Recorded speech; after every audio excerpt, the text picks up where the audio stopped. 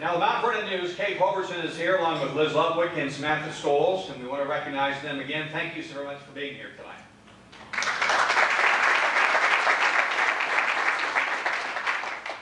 Now, one more guy I have to recognize, and then I'll get out of here. Roger Hill is here tonight.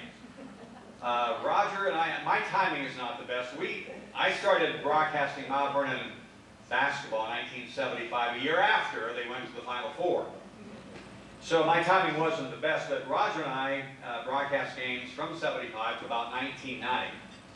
And I think Roger went to the Amelia Earhart School of Navigation. I really do. Roger got us lost. I get lost in bangs. Roger can't even get us out of the driveway, I don't think. But we had a great time over the years broadcasting Mount Vernon Yellow Jacket basketball and football games, some baseball games. And I was hoping that Dave Moore could have been here tonight, along with former head coach Keith Marin, but they weren't unable to be here tonight. But we continue to broadcast Mount Vernon sports, and we'll always do that. Now, one person I want to introduce tonight, and Franklin Miller, if you can make your way up here tonight. Franklin Miller is going to say a few words, and he is one of the first engineers at WMVO Radio and WMVO FM when they went on the air 60 years ago today. I talked to Franklin a while ago.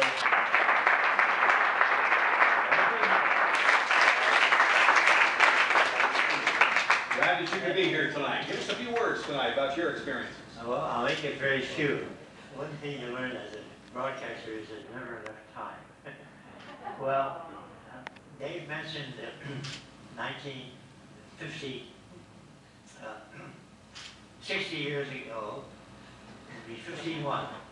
And the first broadcast was, remote broadcast was by Charlie Kilkenny outside of Pitkin's Corner. I don't know if anybody here knows what Pitkin's Corner is. How many people could identify Pitkin's Corner? Raise your hands.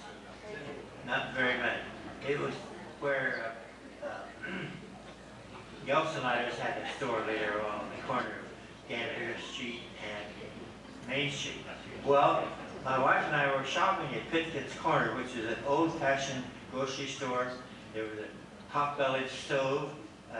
The farmers would come in and sit around and tell their stories and buy their produce for their farm and sell their goods. It was just a good old-fashioned corner store. My wife and I were shopping in it. We walked outside, and there was a guy standing next to a pole on the corner of Main and Gambier. And up on the pole was an engineer who was making a connection with the cable telephone wire, and it turned out that that was Charlie Kilkenny. And I happened to be there at the very time that you mentioned the station went on the air with the first remote broadcast.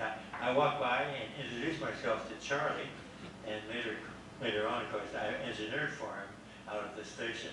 I volunteered to Helen, who was a wonderful person, and I did everything that had to be done by part-time work. Of course, I was a full-time professor at Kenyon College teaching physics and engineering, including physics and astronomy, and I also taught electronics.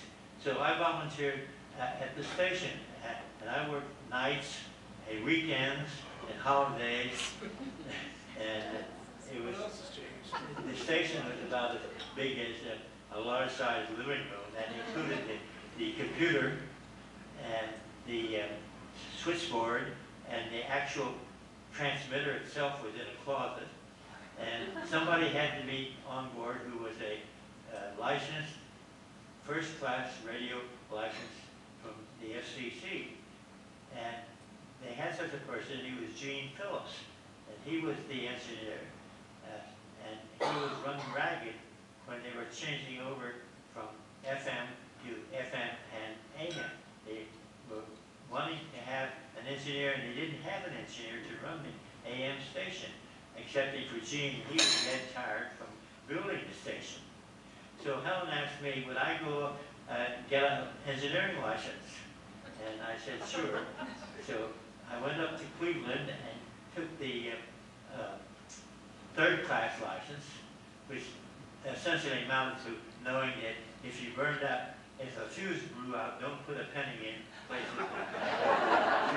That was the level of that exam. Well, I passed that. Then the second exam had something to do with radio. I passed that one. Then they had lunch. And somebody at the lunch was going to take the first class exam in the afternoon. And he said, "Hey buddy, do you know how many kilocycles you're allowed for each channel in FM?" And I didn't know exactly. He said, 2.2 of a megahertz. That's the one you want to know. Well, I said, "Thank you very much." I went and took the exam, and that was one of the questions on the exam. And that got me through. And I came home to Helen, and she said, "Well, did you pass the first exam?" I said, "Yes." I passed the second, and I also passed the third. I took them all three the same day. And they came back and gave Gene Phillips his vacation. I don't like to brag about myself, but I had 5 different shows on the air with 5 different names. I was Franklin Miller, the engineer. Okay, fine. I was Professor Miller when we put on a show called Kenyon College on the Air. I would take the assemblies and announce them on tape. Well, then I put on a show called Dr. Miller, This Week in Science. And I'd read the teletype on the science news. Then I ran a music program called Music of the Masters. And I was just Dr. Miller then. And we ran, believe it or not, a 2-hour classical music program every day of the week.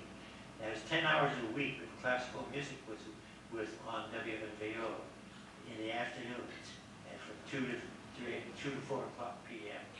And finally, at the end of the week, I was engineering for a small group, a hillbilly group, and I was called Old Doc. So, and with that, I'll bid you farewell. Thank you, Frank.